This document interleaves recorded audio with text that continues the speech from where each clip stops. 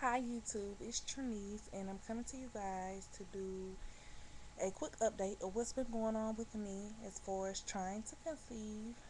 Last time I came to you guys I did a TTC video and I told you guys that I was going to see my RE on the 21st of December, which was today.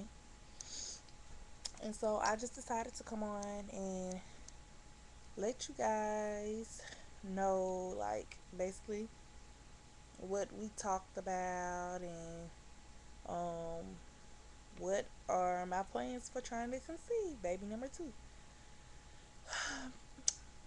First of all, our drive was like 2 hours. My RE is like 2 hours away from where we live. My appointment was at 1:30 today. We got there. Basically everybody wanted to play with Miss London. uh Anyhow, the nurse came in and got uh asked a lot of questions. Actually, me and my husband had to sit down last night and fill out a questionnaire, like as far as my medical background. I'm having to go through this all over again because the doctor, my RE that I'm seeing, he was working at the university, which is the hospital, but he decided to start his own private practice, and so therefore I had to redo all my medical information for some reason.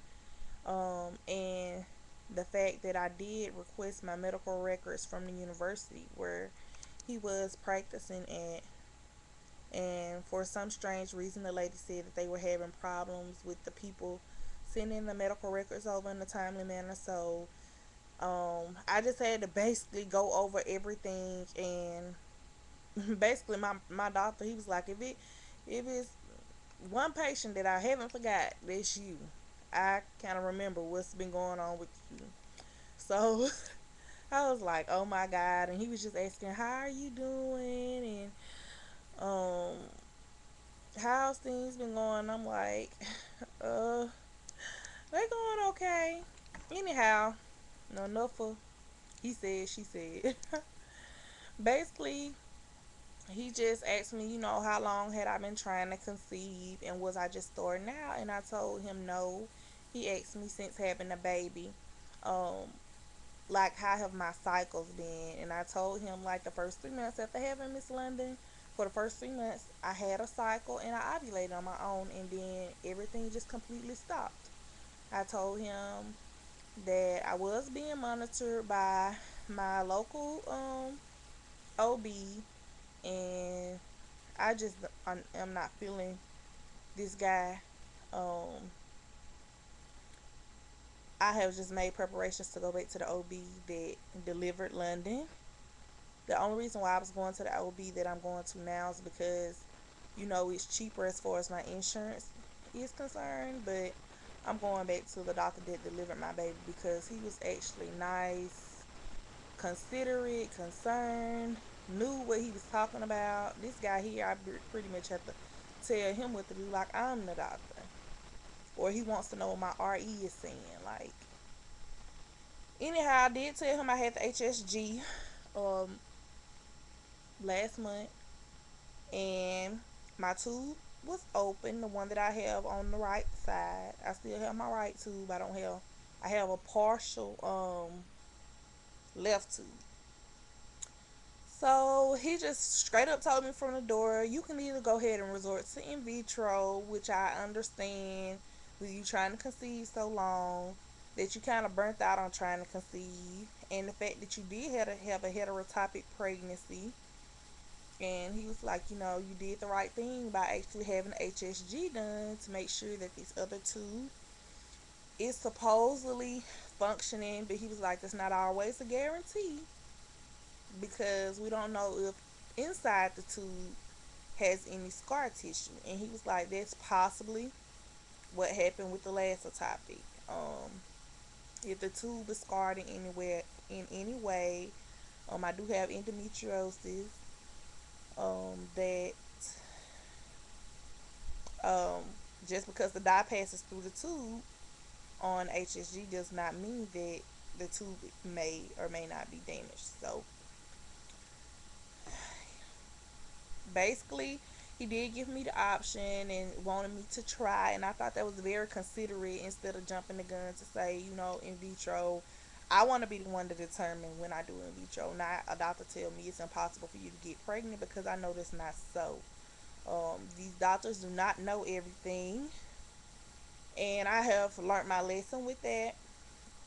And he did encourage me, now that we know that you haven't been on any birth control, I understand you wanting to go ahead and consider in vitro. And he's like, well, I do on my part want to encourage you to try 2 or 3 cycles with me, monitoring you. And he did put me on metformin, which I'm already on, but he went up on my dosage.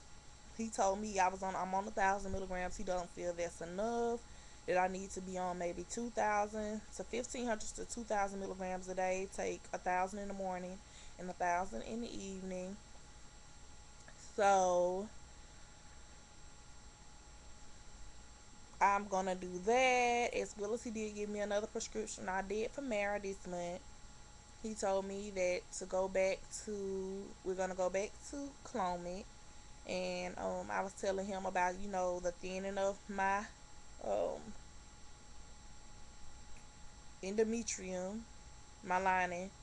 Uh, that's why the other doctor switched me to Femera, and he was like, "Well, we'll go back to Clomid." He's like, "I want to try Clomid on you and do 150 milligrams, and if your lining should thin out, then I can give you something for that." I think he said estrogen or something like that to thicken up the lining, and it's not going to be a problem. So, he also gave me a prescription for the trigger shot, which is like really, really, I'm really, really happy about that. Um, my local OB, for some reason, every time um I do a cycle with him, it's always I have to pay like $160 for the overdrill shot, which I think they give that in my belly or something like that. Which, with me dealing with a RE, I have already know how to give myself the injection in my hip, or of the HCG, and my RE writes the prescription, and I only pay $3 for it. But for some reason, my OB will not write a prescription. He's saying that insurance will not cover it. And I'm like, dude, that is just so not so. I don't do overdrill, but I usually use the Pregnil, which is 10,000 units or something like that. Milligrams, units, whatever they do it. But I was like, why would I pay 160 when I can go to my RE and have him write a prescription for it? Or if he can get it, write a prescription for it, and I only pay $3 for my insurance, why you can't do the same thing, or why you can't be on my insurance? Because basically, when I go to my OB, they give me the injection, but it's not needed because I know how to. It's just me. I'm looking in every way to save some money, and I feel like spending $160-$170 because he won't build the insurance, or don't want to build the insurance. What insurance does pay for my insurance, TRICARE does pay for it. I feel like it's so ridiculous. Anyhow, so that's basically the plan for the next month. Hopefully we don't need it. I am on, I don't know, um, maybe 4 or 5 DPO at this point. But one thing about this month's cycle, I do think that I ovulated from the wrong side, which is my left side. As far as any symptoms, I've been feeling different little twinges and a bunch of pain in my lower abdomen today. I don't know what that's all about, but you know how we are when we're trying to conceive. Sometimes it be all in our head. You're looking for every little symptom, and you make yourself feel like, oh, I'm pregnant, or I'm. So I'm just kind of trying to downplay the situation, and so I think I'm going to test Sunday, Monday, something like that. I'm gonna test by Tuesday of next week for sure. So You guys pray for me that this month is it. It will be so nice to start the new year off. Right. I asked Miss London, do she want a sibling? And she, just like clockwork, shook her head no. Like, usually, sometimes she'll just sit there and shake her head, or just do, like, shake her head back and forth. I said, London, do you want to be a big sister? She said no. I thought that was really, really funny. Um, but yeah, guys, that's pretty much it. We did talk about doing IVF. So the plans are for me to do like 3 cycles with my RE. Thank goodness I don't have to drive 2 hours to be monitored. I will have an ultrasound, but he's gonna fax the paperwork to my local OB of choice and have them to do the ultrasound. So that's a good thing, and they just forward the information to him, and the nurses will call me and tell me what to do as far as like the trigger shot, the size of the follicles, and all this type of stuff. So, he did tell me if I was gonna do. I told him if I was gonna do IVF, I wanted to do around May, if not later. But we're shooting for May, and he told me I would need to, start things up, probably around April, because I have to do trial transfer and all this type of stuff. So, um, that way school will be out. I've been into finals and all this kind of stuff, and I'll be able to just be at home in the bed because I don't want to be moving around. I want to be somewhere my legs propped up, hoping that, hey, if I have to resort to IVF, that those little eggs stick. So that's what I'm going to do. Those are the plans for right now. I'm hoping we don't have to do that. Hopefully this month is it. But guys, that's pretty much it. Just want to come on and share that with you guys. But until next time, guys, peace and love, and God bless.